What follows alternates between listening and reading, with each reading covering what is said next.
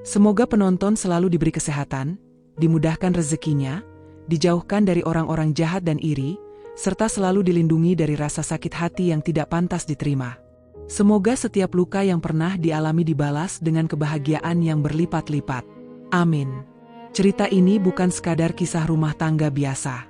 Ini kisah tentang bagaimana cinta yang terlihat sempurna perlahan berubah menjadi mimpi buruk, karena orang-orang yang seharusnya melindungi justru menjadi sumber luka. Bila ada yang sedang menghadapi situasi yang sama, semoga cerita ini menguatkan. Namaku Nadira, perempuan sederhana berusia 27 tahun. Sejak kecil aku tumbuh dalam keluarga yang tidak kaya, tetapi penuh kehangatan. Ayah dan ibu mengajariku untuk mencintai dengan tulus dan menjaga rumah tangga seperti ibadah. Karena itu, sejak pertama kali mengenal laki-laki bernama Arga, aku percaya dialah jawabanku. Arga adalah sosok yang hampir sempurna di mataku. Tampan, mapan, tutur katanya lembut, dan cara dia memperhatikan membuatku merasa aman. Tidak ada perempuan yang tidak jatuh cinta pada sosok sepertinya. Ketika ia melamarku, aku merasa hidupku telah lengkap. Aku yakin Tuhan mengirimkan seseorang untuk menemani sisa hidupku. Awal pernikahan kami seperti dongeng. Kami menempati rumah yang cukup besar, hadiah dari orang tua Arga. Suasana rumah penuh kehangatan, penuh tawa. Arga sering memberiku kejutan kecil, sekadar membawakan makanan kesukaanku sepulang kerja, atau menemaniku menonton film meski ia lelah. Saat itu aku merasa menjadi perempuan paling beruntung di dunia. Aku juga merasa diterima, karena sejak menikah aku berjanji akan menjadi istri terbaik. Aku mengatur rumah, memasak, mencuci, merapikan setiap sudut. Semuanya kulakukan dengan tulus dan penuh cinta.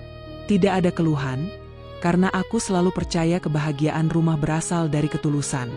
Hari-hari itu membuatku lupa bahwa hidup kadang menguji saat manusia sedang berada di puncak bahagia. Hanya 3 bulan setelah pernikahan, keadaan berubah. Perubahan itu datang perlahan seperti bayangan gelap yang tak langsung terasa, tetapi sedikit demi sedikit menelan cahaya. Hari itu ibu mertua, Bu Ratna, datang ke rumah dengan membawa banyak koper. Ia berkata ingin tinggal bersama kami untuk beberapa waktu. Tidak ada firasat buruk dalam pikiranku saat itu. Aku menyambutnya dengan penuh hormat, bahkan menata kamar tamu cantik agar ia nyaman. Namun sejak hari pertama ia tinggal bersama kami, perasaanku mulai terusik. Pandangannya padaku berbeda. Bukan tatapan seorang ibu kepada menantu, tetapi seperti menilai, menghakimi, mengukur kekurangan. Setiap gerak-gerikku seakan salah, apapun yang kulakukan seolah kurang. Aku mencoba memaklumi. Aku berusaha berpikir positif bahwa mungkin Bu Ratna masih butuh waktu untuk merasa nyaman tinggal bersama kami. Aku yakin lambat laun ia akan menerimaku sebagai anak. Tetapi harapan itu hanya milikku sendiri. Perlahan-lahan, kehadiran Bu Ratna membuat suasana rumah berubah. Ia mulai mengambil kendali dalam segala hal. Ia memutuskan menu makanan, cara merapikan rumah, hingga mengatur jadwal Arga. Aku tidak lagi merasa seperti pemilik rumah, melainkan seperti orang asing yang sekadar numpang tinggal. Yang membuatku semakin terpuruk adalah perubahan sikap Arga. Dia yang dulu hangat, perhatian, dan lembut tiba-tiba menjadi lebih sering diam, mudah marah, dan pulang lebih malam dari biasanya. Aku tahu bahwa sikap Bu Ratna memengaruhinya, tapi aku tidak ingin memperburuk keadaan dengan mengeluh. Aku mencintai Arga terlalu dalam untuk berdebat tentang hal itu. Aku memilih menahan semuanya sendiri. Hari demi hari, jarak antara aku dan Arga semakin terasa. Bukan hanya fisik, tetapi juga batin.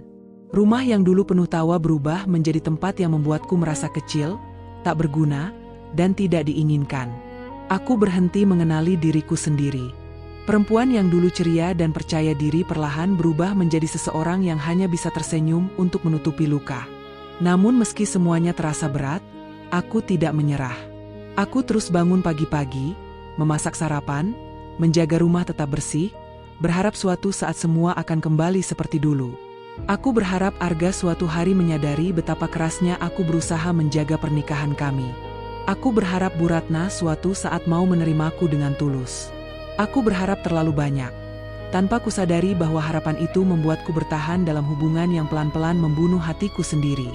Banyak orang selalu percaya bahwa ujian rumah tangga datang dari kurangnya cinta pasangan. Tapi dalam kehidupanku, ujian itu datang bukan karena Arga tidak mencintaiku, melainkan karena cinta Arga kepada ibunya justru membuatku kehilangan tempatku sebagai istrinya. Bahkan saat menyadari semua itu, aku tetap memilih bertahan. Aku terlalu mencintai Arga untuk pergi. Aku memilih memikirkan kebahagiaan orang lain daripada kebahagiaan diriku sendiri. Hingga akhirnya hari itu datang, hari yang mengubah segalanya. Hari yang membuatku sadar bahwa ketulusan saja tidak selalu cukup untuk mempertahankan pernikahan. Aku pernah berpikir pernikahanku adalah akhir dari pencarianku akan cinta. Tapi ternyata, pernikahanku justru menjadi awal perjalanan hidup paling menyakitkan. Saat itu aku belum tahu, tetapi sesuatu yang jauh lebih buruk sedang menunggu di depan. Aku belum tahu bahwa aku akan diusir dari rumahku sendiri. Aku belum tahu bahwa semua luka yang kutahan selama ini hanyalah permulaan. Dan aku belum tahu bahwa 7 hari setelah semuanya runtuh, kebenaran yang mengejutkan akan terungkap. Aku masih buta oleh cinta, sementara badai terbesar sedang menyusup perlahan ke dalam hidupku. Sejak Bu Ratna tinggal di rumah, hidupku berubah tanpa aku sadari. Pada mulanya hanya hal-hal kecil yang membuatku merasa tidak nyaman. Misalnya, tatapan kecewa ketika makanan yang kusajikan tidak sesuai seleranya, atau ekspresi tidak suka ketika aku menyapu lantai yang menurutnya kurang bersih. Aku berusaha tidak memikirkan itu terlalu jauh, karena sejak kecil aku diajarkan untuk menghormati orang tua, terlebih lagi mertua. Aku mencoba meyakinkan diri bahwa situasi ini hanya sementara, bahwa aku hanya membutuhkan waktu untuk beradaptasi. Tetapi keadaan tidak kunjung membaik.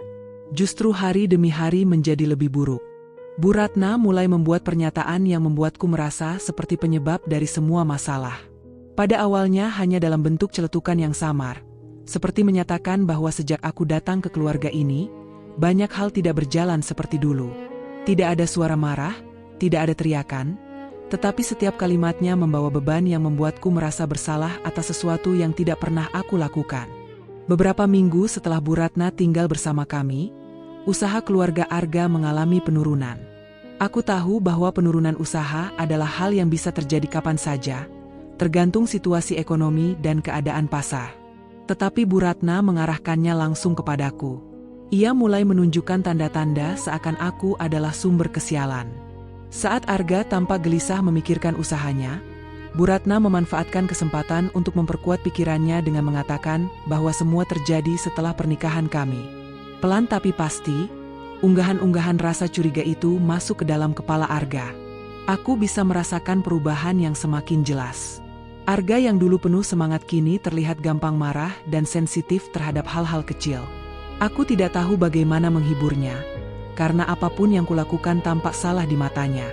Aku ingin memeluknya, menenangkannya, menguatkannya, tetapi seperti ada dinding tak terlihat yang memisahkan kami. Dan aku tahu sumber tembok itu adalah Bu Ratna. Awalnya aku masih mencoba bersikap rasional. Aku yakin tidak mungkin Arga mempercayaiku sebagai pembawa sial, hanya karena kondisi usahanya sedang buruk. Namun kenyataan semakin terasa keras ketika setiap masalah baru muncul. Ketika Arga kehilangan klien besar, Bu Ratna langsung mengatakan bahwa sejak menikah denganku, keberuntungan keluarganya hilang. Ketika salah satu cabang toko mengalami kerusakan mesin, Bu Ratna menatapku seolah aku sendiri yang merusaknya. Dan ketika Arga pulang dengan wajah penuh tekanan, Bu Ratna berhasil membuatnya yakin bahwa semua ini bukan kebetulan. Aku tidak diberikan kesempatan untuk menjelaskan atau membela diri. Aku hanya bisa melihat bagaimana semua pandangan terhadapku berubah. Aku tidak dianggap sebagai istri, aku dianggap sebagai sumber kesialan. Rasanya lebih menyakitkan daripada teriakan atau hinaan terang-terangan, karena semua dilakukan dengan cara halus namun mematikan. Sikap Bu Ratna seakan-akan membentuk cerita baru tentangku, dan perlahan Arga mempercayainya tanpa mempertanyakan apapun. Aku masih bertahan karena cinta. Aku berusaha bangun setiap pagi dengan semangat palsu, berharap hari itu akan sedikit lebih baik. Aku mencoba memasak makanan favorit Arga, agar ia pulang dengan sedikit kenyamanan. Aku menjaga rumah tetap bersih, agar tidak ada alasan untuk mengkritikku. Tetapi tidak peduli sekeras apa usahaku, perasaan di rumah itu tetap sama. Aku adalah orang asing di tempat yang seharusnya menjadi rumahku sendiri. Bahkan saat aku sakit pun, tidak ada yang peduli. Aku pernah demam tinggi, tubuhku menggigil, Tetapi aku tetap memaksakan diri untuk berdiri memasak dan membersihkan rumah. Aku takut jika aku terlihat lemah, aku akan semakin dianggap tidak berguna. Bukannya menerima perhatian, aku justru diperhatikan dengan tatapan tidak suka karena pekerjaan rumah dianggap tidak maksimal. Tidak ada kata terima kasih, tidak ada penghargaan, bahkan tidak ada harapan untuk dipahami. Arga tidak lagi berpihak padaku. Ia tidak lagi melihatku sebagai pasangan hidupnya. Aku hanya terlihat sebagai beban tambahan dalam hidupnya. Aku tahu ia sedang stres, tetapi cara ia menanggapi stres itu menghancurkanku. Rasanya seolah ia tidak lagi ingat siapa aku, tidak lagi menghargai perjuanganku. Ia lebih mempercayai ucapan ibunya daripada kenyataan yang terjadi di depan matanya. Aku mulai sering menangis sendirian tanpa suara. Air mataku menjadi teman tidurku hampir setiap malam. Aku tidak tahu kepada siapa harus bercerita. Karena aku malu mengaku bahwa rumah tanggaku yang terlihat sempurna dari luar ternyata runtuh perlahan dari dalam. Aku tidak ingin membebani orang tuaku dengan masalah ini. Mereka menganggap pernikahanku bahagia, dan aku tidak ingin menghancurkan anggapan itu. Aku seolah hidup sebagai dua orang yang berbeda. Di luar rumah, aku terlihat baik-baik saja, bekerja dengan senyum palsu, menyembunyikan luka sedalam mungkin. Tetapi di rumah, aku hanyalah perempuan yang merasa tidak berguna, berada di tempat yang seharusnya memberikan kenyamanan tetapi justru menjadi sumber ketakutan. Aku berjalan dengan hati-hati, seakan setiap langkahku berpotensi menimbulkan masalah baru. Luka di hatiku semakin dalam ketika aku sadar bahwa perjuanganku untuk dicintai tidak menghasilkan apapun. Tidak ada pengertian, tidak ada kehangatan, tidak ada apresiasi. Yang ada hanya tuduhan, kecurigaan, dan jarak yang semakin besar. Aku tidak lagi merasa menjadi istri, aku hanya menjadi simbol kesalahan dalam pandangan keluarga Arga. Begitulah hidupku selama beberapa waktu. Hari demi hari berlalu dengan tekanan yang sama. Tidak ada yang berubah. Aku hanya bertahan karena berharap, karena percaya bahwa badai ini akan berlalu, karena aku memilih cinta daripada meninggalkan. Aku membohongi diriku sendiri bahwa semuanya akan baik-baik saja. Tetapi pada akhirnya aku menyadari bahwa badai ini bukanlah sesuatu yang akan berlalu begitu saja. Ini bukan sekadar fase buruk pernikahan.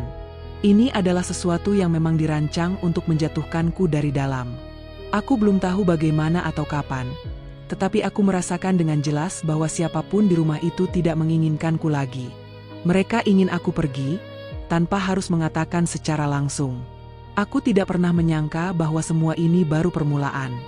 Tuduhan sebagai pembawa sial hanyalah langkah awal sebelum sesuatu yang jauh lebih kejam dilakukan terhadapku. Aku belum tahu bahwa sebentar lagi hidupku akan berubah secara drastis dengan cara yang tidak pernah kubayangkan. Dan pada saat itu terjadi, aku baru akan menyadari bahwa tidak semua orang yang kita cintai pantas kita perjuangkan.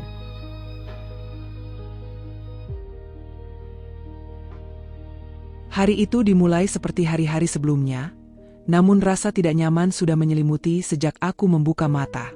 Suasana rumah terasa semakin dingin dan menegangkan.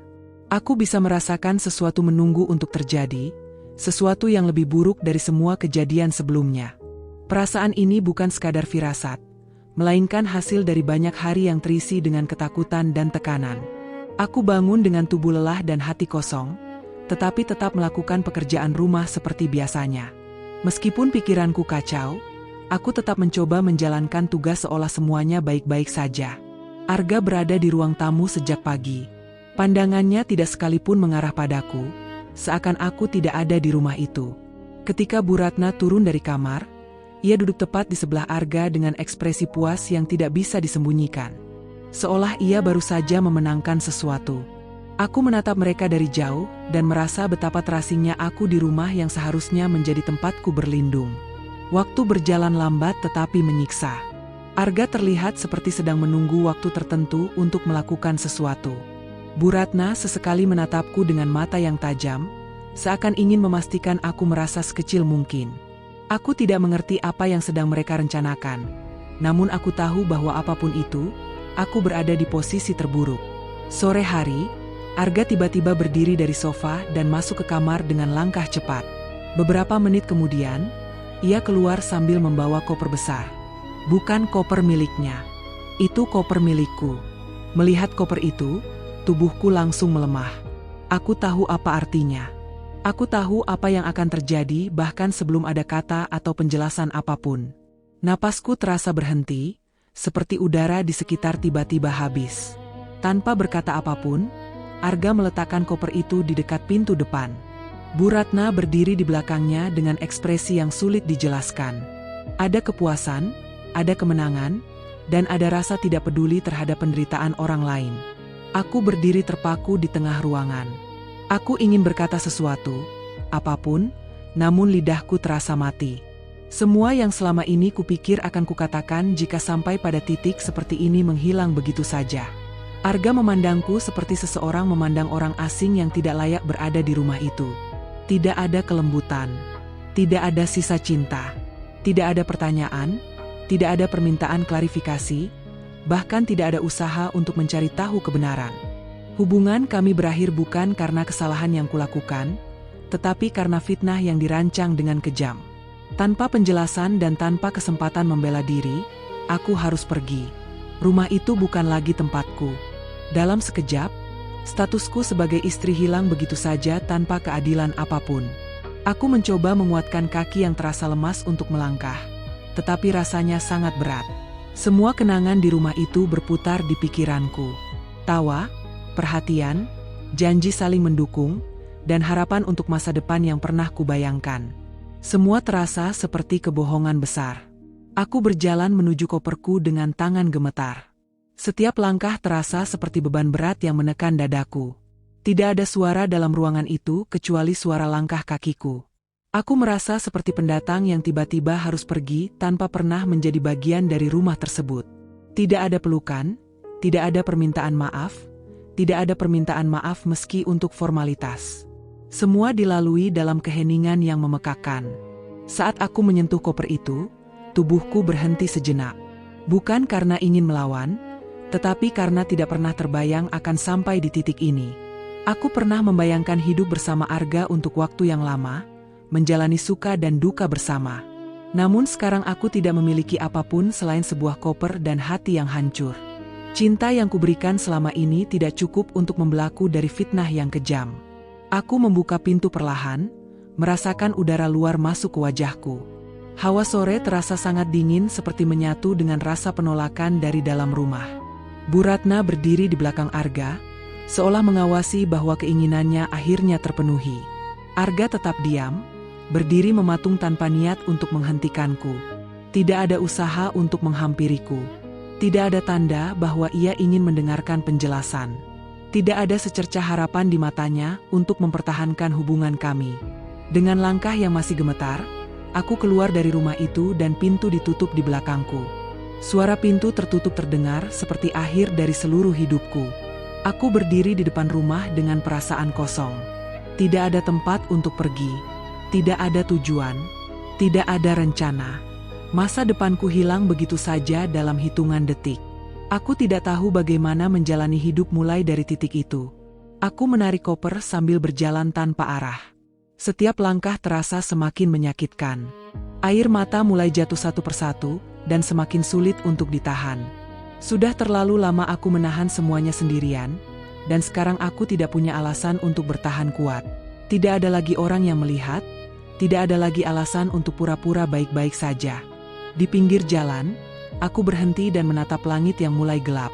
Aku hancur bukan karena rumah tanggaku gagal, tetapi karena aku dihukum atas sesuatu yang tidak kulakukan. Aku tidak hanya kehilangan suami, tetapi juga kehilangan kepercayaan pada cinta. Aku kehilangan diriku sendiri. Namun bagaimanapun sakitnya, hidup harus berjalan. Aku harus memutuskan kemana harus pergi. Dengan sisa tenaga terakhir, aku menghubungi satu-satunya orang yang terpikirkan dalam kondisi kacau seperti itu. Seseorang yang mungkin masih peduli. Malam itu menjadi awal dari 7 hari paling gelap dalam hidupku. 7 hari yang akan mengubah segalanya. 7 hari sebelum kebenaran akhirnya terungkap. Malam ketika aku diusir dari rumah itu terasa seperti mimpi buruk yang tidak berakhir. Tubuhku masih kaku karena syok. Pikiranku kacau tanpa arah. Dan hatiku seakan kosong setelah dipaksa melepaskan tempat yang selama ini kuanggap sebagai rumah. Aku menarik koper sambil berjalan di trotoar panjang tanpa tahu kemana harus pergi. Tidak ada tempat yang terbayang selain satu orang yang mungkin masih ada untukku. Sahabatku, Rani. Dengan tangan gemetar, aku menghubunginya. Tidak ada kalimat panjang yang keluar, hanya suara lemah yang memintanya datang menjemputku. Aku tidak menjelaskan apa yang terjadi, hanya mengatakan aku butuh tempat untuk tinggal sementara. Tanpa bertanya apapun, Rani langsung datang. Di perjalanan ia mencoba bicara, tetapi aku terlalu hancur untuk menjawab. Aku hanya duduk diam, memeluk koper, seperti seseorang yang baru kehilangan seluruh hidupnya dalam hitungan jam. Setibanya di kos Rani, aku hanya ingin berbaring. Rani menyiapkan tempat tidur cadangan dan membiarkanku tertidur tanpa banyak pertanyaan. Tubuhku akhirnya menyerah karena kelelahan, namun tidur bukan hal yang mudah. Hari-hari setelahnya menjadi masa paling gelap dalam hidupku. Dimulai dari hari pertama aku membuka mata di tempat asing dengan perasaan kehilangan yang dalam. Hari pertama aku hanya terbaring. Tidak ada tenaga untuk bangun, tidak ada hasrat untuk makan, dan tidak ada motivasi untuk melakukan apapun. Tangis datang tanpa peringatan setiap beberapa menit. Di kepalaku, peristiwa tadi malam berulang-ulang tanpa henti. Aku melihat koperku di pintu, tatapan kosong Arga, ekspresi puas Bu Ratna, dan pintu rumah yang tertutup di wajahku. Semua itu kembali terus, seakan tidak mau pergi.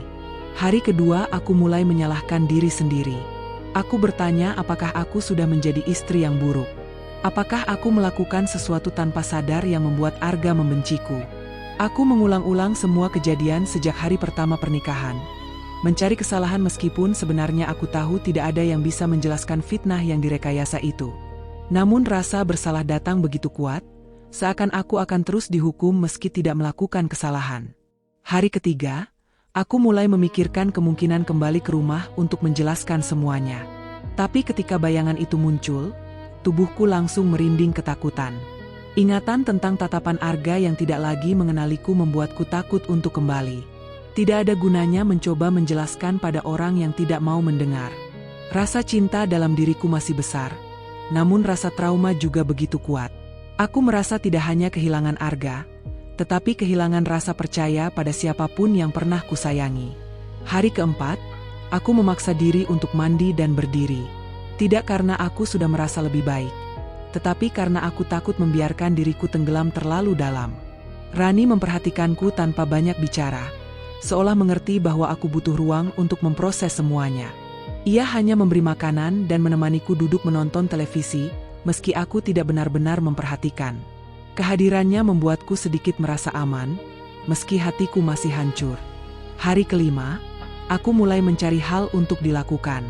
Aku membaca buku apapun yang bisa mengalihkan pikiranku, mencoba berjalan-jalan sebentar di sekitar kos, dan membuka ponsel untuk melihat pekerjaan yang terlewat. Namun setiap kali aku membuka layar ponsel, ingatan tentang fitnah pesan palsu kembali menghantam. Rasanya menyesakan bahwa barang yang selama ini mendukung kehidupan sosialku justru menjadi alat untuk menghancurkan hidupku. Hari ke-6, Rani mencoba menghiburku lebih keras dari sebelumnya. Ia mengajakku makan di luar, menyarankanku untuk mulai bekerja kembali, dan mengingatkanku bahwa hidup tidak berhenti hanya karena seseorang memperlakukan kita tidak adil. Meski aku tidak memberikan jawaban, kata-katanya perlahan menanamkan sesuatu dalam pikiranku. Aku mulai menyadari bahwa tetap terpuruk tidak akan mengubah apapun. Arga tidak akan tiba-tiba menyadari kebenaran hanya karena aku menangis setiap hari. Dunia tidak akan berhenti untuk menunggu aku pulih. Hari ke-7 menjadi titik penting. Aku bangun dengan perasaan sedikit berbeda. Masih sakit, masih sedih, tetapi tidak lagi kosong. Aku mulai berpikir tentang apa yang ingin kulakukan untuk diriku sendiri, bukan untuk Arga atau rumah tangga yang sudah hilang. Aku mulai sadar bahwa aku harus memulihkan diriku agar bisa berdiri kembali, entah dengan siapa atau tanpa siapapun. Aku duduk lama dan merenung tentang hidupku sebelum menikah. Aku pernah menjadi perempuan yang kuat, mandiri, bekerja dengan baik, dan mencintai diriku sendiri. Aku pernah punya mimpi yang bukan hanya tentang cinta dan pernikahan. Aku pernah ingin membangun hidup sendiri tanpa bergantung pada siapapun. Mungkin 7 hari penuh air mata ini memberi waktu untuk menyadarkanku bahwa hidupku tidak berakhir begitu saja hanya karena pernikahanku tidak berjalan seperti yang kuimpikan. Meski begitu, luka yang ada belum sembuh. Aku belum siap untuk benar-benar melupakan Arga. Aku masih mencintainya, dan bagian terbesar dari hatiku berharap ia akan menyadari kebenaran suatu hari nanti. Namun bagian lain dari diriku mulai berpikir bahwa aku berhak mendapatkan kebahagiaan. Bahkan jika kebahagiaan itu tidak lagi bersama Arga. 7 hari terburuk dalam hidupku mengajarkan banyak hal. Aku belajar bahwa melakukan segalanya untuk pasangan tidak menjamin perlindungan dari pengkhianatan. Aku belajar bahwa orang yang kita cintai bisa berubah tanpa alasan yang jelas. Dan yang paling menyakitkan, aku belajar bahwa menjadi baik tidak selalu cukup untuk mendapatkan keadilan. Aku tidak tahu apa yang akan terjadi setelah ini, tetapi aku tahu satu hal, aku masih hidup. Meski aku terluka, aku masih di sini. Dan meski aku belum sembuh sepenuhnya, aku mulai mencoba bangkit. Tanpa aku tahu, pada hari ke-7 itu juga, seseorang yang jauh dari tempatku berada sedang menemukan sesuatu yang akan mengubah segalanya. Sesuatu yang akan membuat apa yang menimpaku selama ini perlahan terbalik. Kebenaran sedang mendekat. Aku hanya belum mengetahuinya. Hari ke-8 setelah aku diusir dari rumah itu berjalan seperti biasa. Aku mulai berusaha menata hidup sedikit demi sedikit, meski hatiku masih terluka. Namun tanpa aku ketahui, di tempat lain hidup seseorang mulai bergetar karena sebuah temuan yang tidak terduga. Orang itu adalah Arga. Semuanya dimulai dari hal sederhana yang tidak pernah ia perhatikan sebelumnya. Pagi itu Arga sedang berada di kamar, berusaha mengalihkan pikirannya dari kenangan tentangku. Sejak aku meninggalkan rumah, suasana di dalam rumah tidak lagi sama. Meskipun ia tidak mengakuinya, sebenarnya sejak aku pergi rumah itu terasa kosong.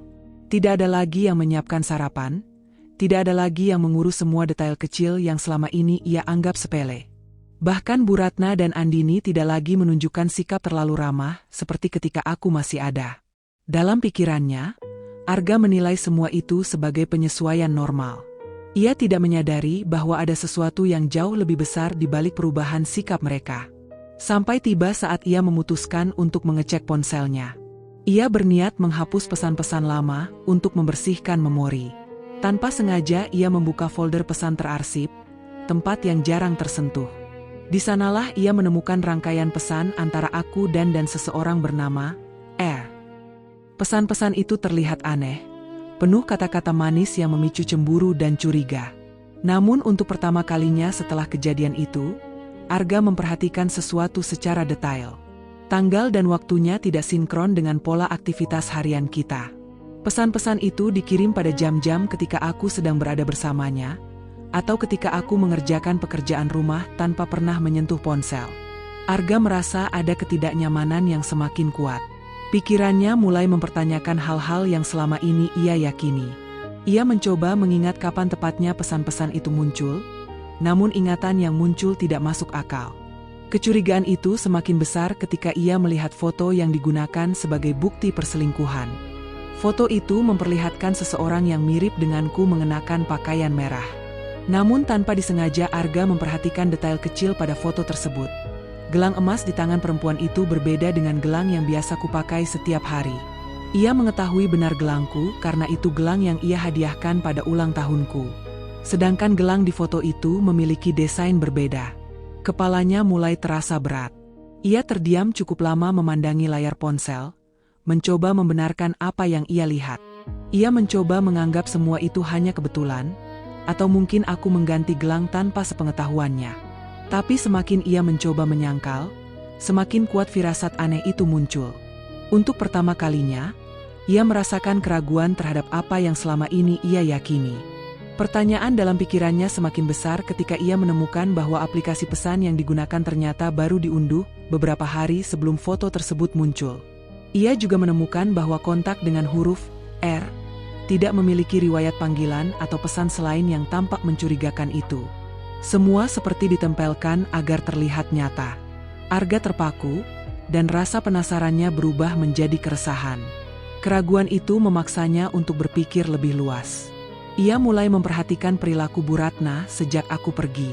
Tiba-tiba beliau tidak lagi menyinggung soal wanita tidak tahu diri, tidak lagi memaksanya menikah dengan Andini secepat mungkin, bahkan tampak cemas ketika Arga terlihat terlalu diam.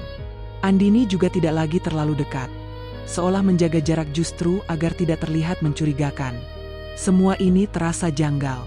Suatu sore ketika ia pulang dari kantor, ia melewati ruang keluarga saat Bu Ratna dan Andini sedang berbicara. Mereka tidak menyadari Arga berada di dekat tangga. Ia tidak mendengar seluruh percakapan, tetapi Arga mendengar cukup untuk menghubungkan potongan-potongan kecurigaannya. Andini mengeluhkan bahwa Arga belum terlihat luluh dan belum menunjukkan ketertarikan padanya. Bu Ratna terdengar seperti menenangkan, mengatakan bahwa Arga hanya butuh waktu untuk melupakan aku. Namun di balik koreksi suara lembut itu, Arga merasakan tekanan dan rencana tersembunyi. Arga kembali ke kamarnya dengan langkah berat. Tidak ada bukti kuat yang ia lihat dengan mata kepala sendiri saat itu, tetapi semua petunjuk mulai mengarah ke kemungkinan bahwa dirinya memang dimanipulasi. Wajahku, cara aku menangis sebelum pergi, dan bagaimana aku memandangnya sebelum pintu ditutup kembali muncul di benaknya.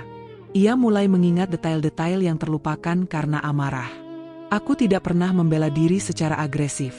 Aku hanya menangis. Aku tidak pernah membalas tuduhan. Aku hanya tampak hancur. Dan selama ini aku selalu mencoba menjadi yang terbaik untuk keluarganya. Keraguan yang tadinya kecil kini berubah menjadi rasa takut. Takut bahwa ia mungkin telah melakukan kesalahan besar. Takut bahwa ia telah menghancurkan hidup seseorang yang mencintainya tanpa syarat. Malam itu Arga tidak bisa tidur. Ia menelusuri riwayat ponsel lebih jauh, berjam-jam lamanya, sampai akhirnya ia menemukan sesuatu yang benar-benar mengguncang hatinya. Dalam file tersembunyi terdapat foto dan rekaman percakapan antara Andini dan seseorang yang tidak ia kenal. Rekaman itu memperlihatkan mereka berbicara tentang rencana membuatku terlihat selingkuh agar Arga meninggalkanku. Nama Bu Ratna juga disebut dalam percakapan itu, dengan jelas membahas strategi bagaimana membuat Arga kehilangan kepercayaan padaku tanpa memberikan kesempatan bagiku untuk membela diri. Arga membeku. Napasnya serasa berhenti. Tidak ada lagi keraguan dalam dirinya. Semuanya jelas. Semua fitnah yang merusak rumah tangga kami dilakukan secara sengaja oleh orang-orang yang seharusnya menjadi keluarganya sendiri. Untuk beberapa menit Arga tidak bisa bergerak. Rasa bersalah datang begitu kuat seperti gelombang besar yang menghantam dada. Ia menyadari bahwa ia telah melakukan hal paling menyakitkan yang bisa dilakukan seorang suami terhadap istrinya. Ia bukan hanya tidak percaya padaku, ia juga membiarkan orang lain mempermalukanku dan mengusirku dari rumah. Dan yang lebih menyakitkan lagi, ia memilih percaya kepada orang lain daripada mendengarkan wanita yang ia nikahi. Pikirannya dipenuhi gambaran malam ketika aku berdiri di depan pintu rumah sambil menangis. Tatapan mataku yang memohon agar ia mendengarkanku kini menghantui pikirannya. Arga merasa dirinya adalah orang paling tidak bermoral dan paling bodoh. Ia menghancurkan perempuan yang mencintainya dengan caranya sendiri, dan kini ia harus menghadapi kenyataan itu. Tanpa pikir panjang, Arga mulai mencari keberadaanku. Ia meneleponku berulang kali, tetapi aku tidak menjawab. Ia menghubungi teman-temanku, tetapi tidak ada yang tahu. Ia baru merasa semakin putus asa ketika menyadari betapa sedikit informasi pribadi tentangku yang ia simpan. Semua itu karena selama ini ia membiarkan ibunya mengurus segala hal, bahkan urusan kontak dan relasiku pun tidak ia pedulikan. Kini semua kelalaian itu kembali sebagai hukuman. Namun satu hal yang pasti, kebenaran sudah terbongkar. Dan Arga bertekad untuk menemukan aku, apapun yang terjadi. Ia tahu permintaan maaf mungkin tidak akan cukup untuk menghapus rasa sakit yang telah kubawa sendirian selama ini. Tapi ia tahu satu hal harus ia lakukan, memberikan keadilan untukku, meski mungkin ia akan kehilangan kesempatan untuk bersamaku. Disinilah semuanya mulai berubah.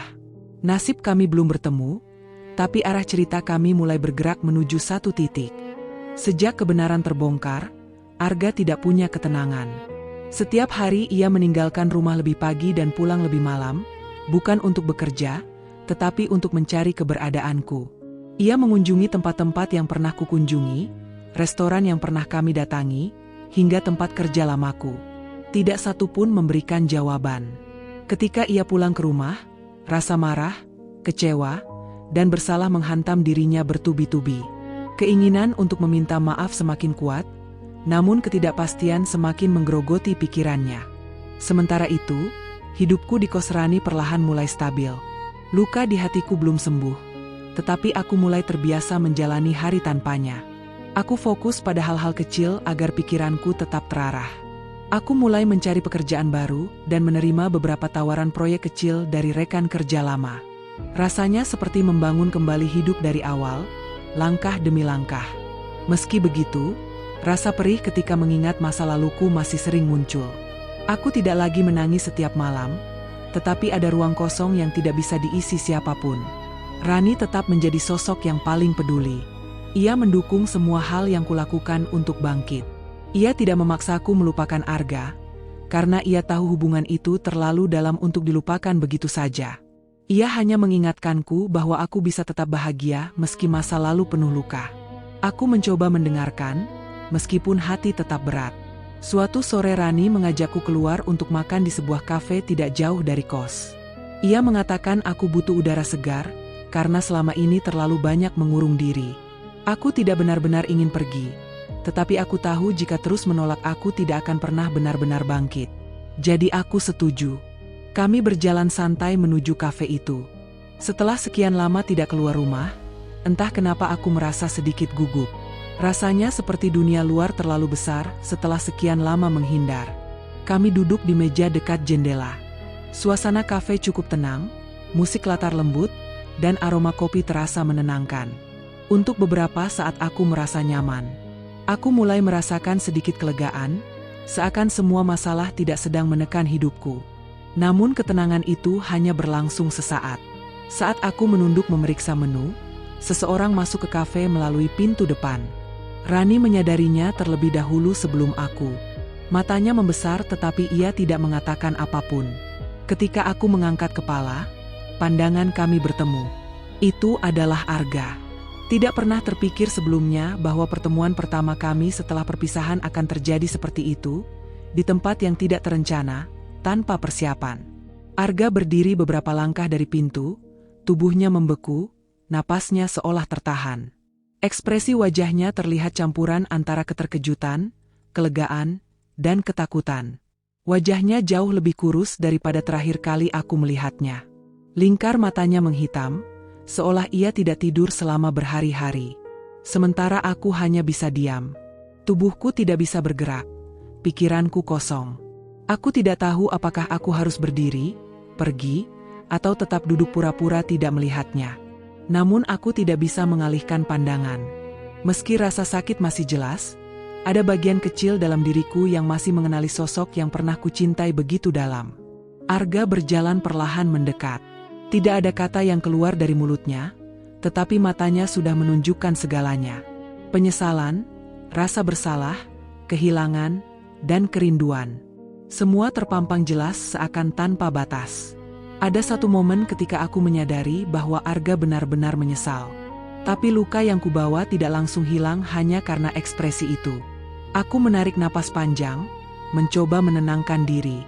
Rani hanya menunduk, memberi ruang tanpa ikut campur. Suasana kafe seakan menghilang, suara orang-orang tidak terdengar. Waktu seperti berhenti hanya untuk kami bertiga. Arga duduk di kursi yang kosong di depan kami tanpa meminta izin. Tidak ada kata yang keluar, tetapi aku tahu ia ingin berbicara panjang lebar. Aku bisa merasakan bahwa ia ingin menjelaskan semuanya. Tapi aku belum siap. Luka itu masih terlalu dekat. Aku baru mencoba berdiri lagi, dan kehadirannya membuatku takut akan runtuh kembali. Meski tidak ada kata-kata, aku bisa membaca perubahan besar dalam dirinya. Arga tidak terlihat seperti pria yang penuh kemarahan dan kecurigaan, seperti terakhir kali aku melihatnya. Ia terlihat seperti seseorang yang kehilangan sesuatu yang sangat berarti, dan belum menemukan cara untuk mendapatkannya kembali. Aku melihat air mata di pelupuk matanya, tapi ia menahannya agar tidak jatuh. Tangannya gemetar ketika ia mencoba meraih gelas di meja. Waktu berjalan sangat lambat. Aku ingin pergi agar tidak larut dalam emosi, tetapi kakiku tidak bisa digerakkan. Ada begitu banyak hal yang ingin kukatakan, begitu banyak perasaan yang ingin kuungkapkan, tetapi semuanya tertahan oleh rasa takut. Takut kembali terluka. Takut percaya lagi pada seseorang yang pernah menghancurkanku. Setelah beberapa menit yang terasa seperti berjam-jam, aku berdiri dari kursi. Bukan karena ingin melarikan diri, tetapi karena aku butuh ruang untuk bernapas. Aku tidak menatap Arga, hanya memegang tas dan bersiap pergi. Aku tahu ia ingin menghentikanku, tapi ia tetap duduk. Mungkin karena ia sadar bahwa memaksaku akan membuat semuanya semakin buruk. Sebelum aku keluar dari kafe, aku merasakan tatapan Arga mengikuti langkahku. Dalam tatapan itu ada permohonan tanpa suara agar aku tidak menghilang lagi. Namun aku tetap melangkah. Bukan karena aku membencinya, tetapi karena aku butuh waktu untuk memahami semua yang telah terjadi. Aku butuh waktu untuk memastikan bahwa aku bisa berdiri tanpa bergantung pada siapapun. Di luar kafe, udara terasa dingin meski matahari masih bersinar. Aku menarik napas panjang, berusaha menenangkan hati yang kembali bergejolak. Rani berjalan di sebelahku tanpa mengatakan apa-apa. Ia mengerti bahwa aku butuh ketenangan. Pertemuan itu tidak membuat masalah selesai, tapi itu mengubah sesuatu. Untuk pertama kalinya sejak aku pergi, aku melihat ketulusan di mata Arga. Aku tahu ia telah mengetahui kebenaran.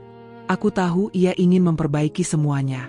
Namun aku juga tahu keputusanku tidak bisa hanya didasarkan pada cinta. Luka itu nyata. Masa lalu itu berat.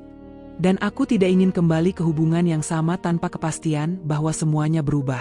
Hari itu mungkin bukan akhir dan bukan permulaan. Namun itu menjadi titik balik yang menentukan arah hidup kami selanjutnya. Segala hal seperti masih menggantung di udara, belum selesai, belum diputuskan. Tapi satu hal pasti, kami tidak lagi berada di titik yang sama seperti sebelumnya.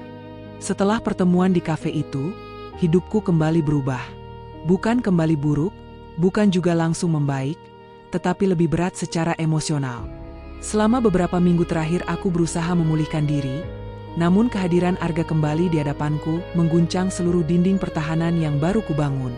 Pertemuan itu membuatku kembali merasakan hal-hal yang sudah lama kutekan. Rasa cinta yang tidak pernah pada muncul bersamaan dengan tetap kuatnya luka yang belum sembuh.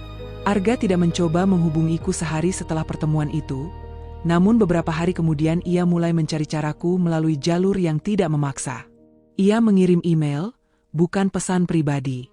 Ia menulis pendek, tidak memohon dan tidak memaksa, hanya memberitahu bahwa ia ingin memperbaiki semuanya dan bertanggung jawab atas apa yang telah terjadi. Aku membaca semua email itu tanpa membalas satupun. Tidak karena aku tidak peduli, tetapi karena aku belum siap. Dia juga beberapa kali datang ke kos Rani, tetapi tidak pernah memaksa bertemu. Ia hanya menitipkan sesuatu pada penjaga kos, atau menyuruh kurir mengantar barang-barang yang dulu menjadi milikku. Seakan-akan ia ingin memastikan aku mendapatkan kembali identitasku yang hilang bersamaan dengan pernikahan kami.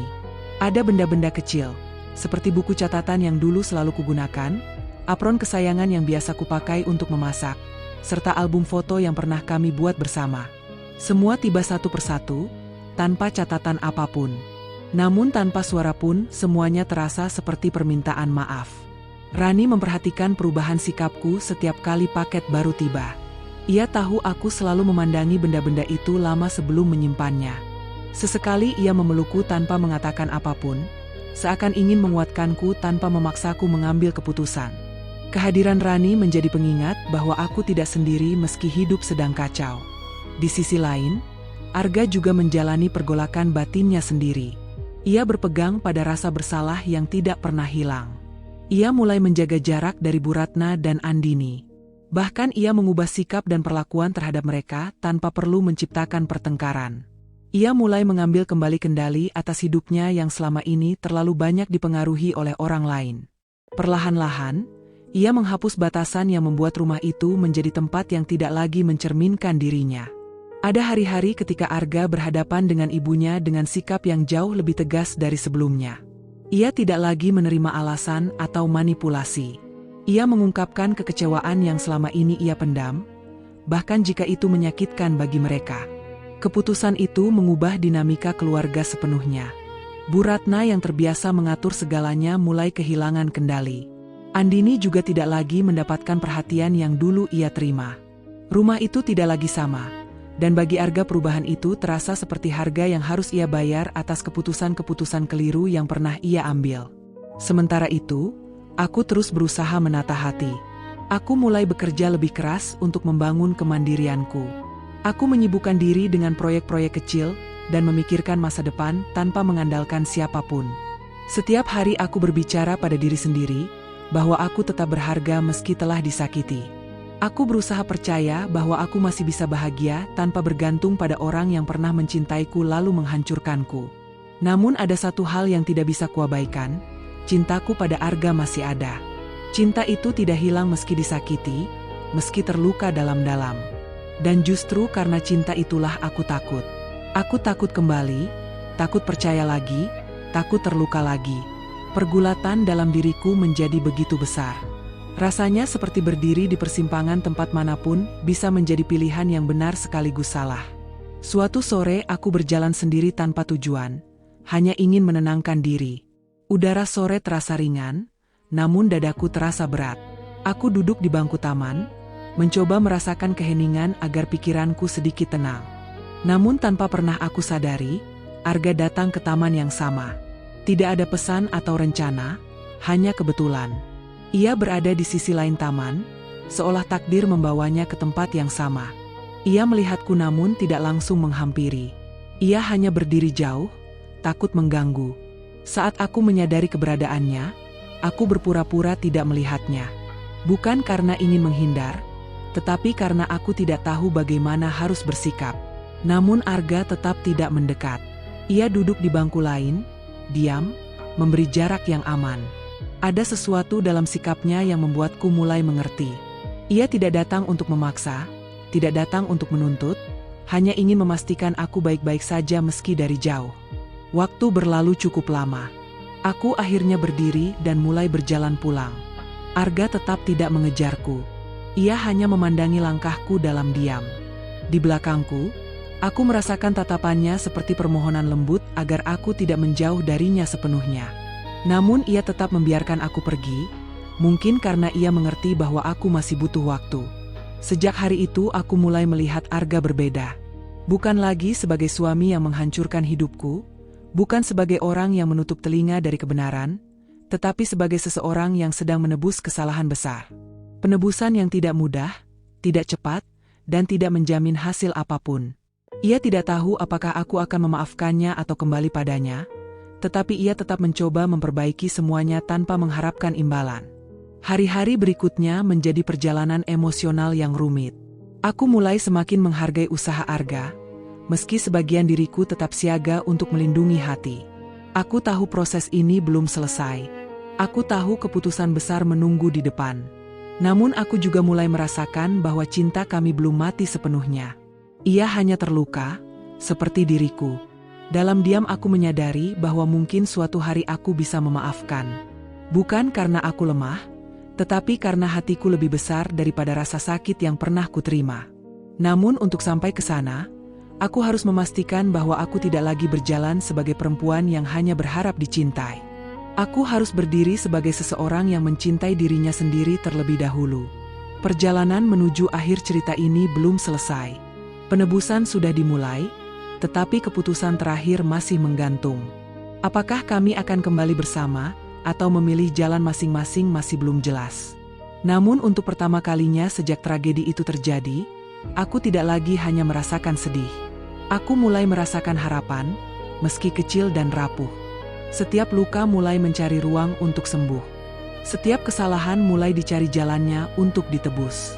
Dan cinta yang dulu hancur perlahan menemukan titik untuk kembali bernapas. Waktu berjalan pelan namun pasti membawa semuanya menuju kejernihan. Aku dan Arga masih belum berbicara secara langsung, tetapi kehadiran kami dalam hidup satu sama lain mulai terasa kembali. Tidak sebanyak dulu, tidak sedekat dulu, namun cukup untuk membuat semuanya terasa bergerak. Aku belajar menghadapi hari tanpa terlalu larut dalam masa lalu, dan Arga belajar memperbaiki tanpa menuntut hasil apapun. Dalam jarak yang hati-hati itu, jalan menuju kesempatan kedua perlahan terbuka. Suatu pagi, aku menerima sebuah amplop kecil yang dititipkan oleh kurir. Tidak ada nama pengirim tertulis, namun aku tahu siapa pengirimnya. Di dalam amplop itu ada secari kertas berisi alamat dan waktu, tanpa kata-kata lain. Itu bukan perintah, bukan ajakan memaksa, melainkan permintaan sederhana. Aku tidak langsung memutuskan untuk datang. Aku menunggu, mempertimbangkan, memastikan bahwa keputusan ini bukan karena kelemahan atau rasa rindu yang menguasai. Aku ingin memastikan bahwa aku datang karena aku siap, bukan karena aku takut kehilangan. Beberapa jam kemudian aku memutuskan untuk pergi. Aku tiba di tempat yang tertulis. Sebuah rumah sederhana yang ternyata adalah rumah yang dulu pernah kami lihat bersama sebelum menikah. Rumah yang dulu aku sebut rumah impian. Tapi saat itu Arga menunda membelinya karena alasan pekerjaan dan permintaan ibunya untuk tetap tinggal bersamanya. Kini rumah itu telah dibeli, direnovasi sederhana, dan tampak seperti sedang menunggu sesuatu untuk dimulai. Arga berdiri di halaman ketika aku datang. Ia tidak tersenyum berlebihan, tidak menunjukkan emosi besar, hanya terlihat penuh ketulusan dan kehati-hatian. Dari caranya berdiri, aku tahu ia tidak ingin menekan atau memaksaku untuk tinggal. Ia hanya ingin berbicara, mungkin untuk pertama kalinya sejak semua kekacauan terjadi. Kami duduk di bangku kecil di halaman. Tidak ada dialog, tapi kami berbicara lewat sikap. Arga menunjukkan rumah itu, bukan untuk memamerkan atau menarik perhatian, tapi untuk menunjukkan bahwa ia ingin memulai hidup tanpa campur tangan orang lain, tanpa kontrol siapapun, tanpa manipulasi apapun. Tidak ada foto keluarga, tidak ada dekorasi berlebihan, hanya ruang kosong yang terasa seperti lembaran baru. Aku berkeliling pelan, memeriksa ruangan demi ruangan. Setiap ruang kosong seolah memberi ruang untuk masa depan yang masih bisa diisi, entah oleh kami berdua atau olehku sendiri. Di salah satu kamar, aku menemukan meja kerja kecil dan apron memasak yang dulu pernah kubawa dari rumah. Rupanya ia menyimpannya dengan baik. Benda-benda itu membuat dadaku sesak. Bukan karena sakit, tetapi karena kesederhanaannya menunjukkan betapa keras ia mencoba memperbaiki diri. Ketika aku kembali ke halaman, Arga masih berada di tempat yang sama. Tatapannya tidak memaksa. Ia menunggu keputusan tanpa mendesak. Di momen itulah aku menyadari sesuatu. Selama ini aku menunggu seseorang yang bukan hanya mengaku menyesal, tapi benar-benar berubah. Dan perubahan itu jelas terlihat. Namun bukan berarti luka ini hilang begitu saja. Luka itu masih ada dan mungkin akan menjadi bagian dari kami. Tapi di dalam luka itu kini ada ruang untuk harapan. Dengan hati yang gemetar namun mantap, aku duduk kembali di bangku. Aku tidak pergi, dan itu adalah keputusan pertamaku. Aku tidak memeluknya, tidak menangis, dan tidak berbicara apapun. Namun aku tinggal di tempat itu bersamanya untuk beberapa saat. Itu cukup untuk menunjukkan bahwa aku memberi kesempatan, bukan hanya pada Arga, tapi juga pada diriku sendiri. Tidak ada kepastian apakah hubungan kami akan berjalan sempurna setelah ini. Tidak ada jaminan bahwa tidak akan ada kesalahan lagi. Namun yang berbeda adalah kini kami berdua mau berjuang bersama, bukan hanya satu pihak. Aku tidak lagi menjadi istri yang hanya berusaha memenuhi harapan semua orang. Aku akan menjadi diriku sendiri. Dan Arga tidak lagi menjadi suami yang mematikan suaraku demi menyenangkan orang lain. Ia belajar bahwa cinta tanpa keberanian untuk mempertahankan pasangan bukanlah cinta yang utuh. Hari-hari setelah itu kami mulai perlahan membangun kembali hubungan kami. Tidak langsung kembali tinggal bersama, tidak langsung memanggil satu sama lain dengan panggilan penuh kehangatan. Kami memulai dengan percakapan sederhana, kunjungan singkat, memasak bersama, berjalan di taman, dan menghabiskan waktu tanpa ekspektasi. Kami belajar menjadi pasangan, bukan sebagai kewajiban tetapi sebagai pilihan. Hubungan kami tidak sempurna, tetapi nyata. Ada rasa hati-hati yang baru, ada penghargaan yang lebih besar, ada batasan yang lebih jelas untuk melindungi satu sama lain dari masa lalu. Dan perlahan, luka itu mulai sembuh dengan caranya sendiri. Pada akhirnya aku menyadari bahwa kebahagiaan bukan datang dari hidup tanpa masalah, tetapi dari keberanian menghadapi masalah dan tetap memilih untuk mencintai tanpa mengorbankan diri sendiri. Aku memilih untuk memaafkan bukan karena lupa, tapi karena aku ingin melepaskan beban yang menyakitkan. Aku memilih kembali bukan karena ketergantungan, tetapi karena hatiku melihat perubahan nyata. Rumah sederhana itu akhirnya menjadi tempat kami memulai babak baru. Tidak lagi sebagai pasangan yang terburu-buru ke dalam pernikahan tanpa batasan, tetapi sebagai dua orang yang belajar bersama untuk mencintai dengan dewasa. Masa lalu tetap menjadi bagian dari sejarah kami, tetapi tidak lagi menjadi penjara. Kami memilih hidup yang baru, pelan, sadar, dan penuh kehati-hatian. Terima kasih sudah mengikuti cerita ini sampai akhir. Semoga kisah "Aku diusir dari rumah suamiku sendiri gara-gara mertua" Tapi 7 hari kemudian semua terbongkar. Bisa memberikan pelajaran, kekuatan, dan inspirasi untuk siapapun yang sedang terluka atau sedang bangkit dari hubungan yang sulit. Jangan lupa untuk like, subscribe, dan share agar semakin banyak orang mendapat manfaat dari cerita ini. Semoga kamu selalu diberikan kebahagiaan, kesehatan, dan perlindungan dimanapun berada. Sampai bertemu di cerita selanjutnya. Hati Merah 2.